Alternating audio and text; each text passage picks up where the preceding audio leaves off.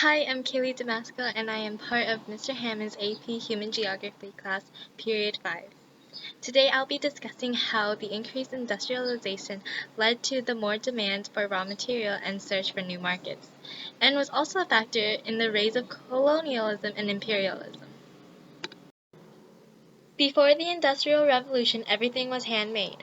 When the steam engine came around, they started to expand its uses and started to make things with machines. This requires less human labor to produce the goods, but much more raw material. So now the factories can make the goods faster. However, they end up selling more than they need to the local markets, so they'll end up looking for new markets to sell off to.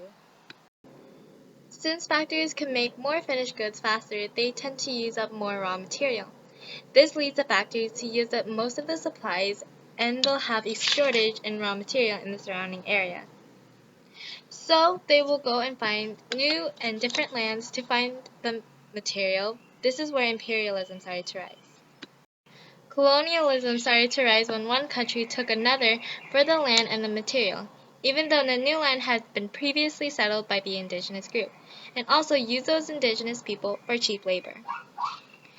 When Westerners took over these countries, they were able to sell these products produced by the indigenous group more than the group themselves, mainly because they had a wider population to sell off to. One example would be one of the reasons why Europe took over India. India had cotton, and Europe went over to conquer the land for the cotton.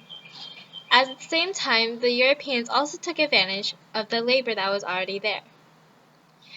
That concludes my topic on the industrialization and economic development. Thank you for watching.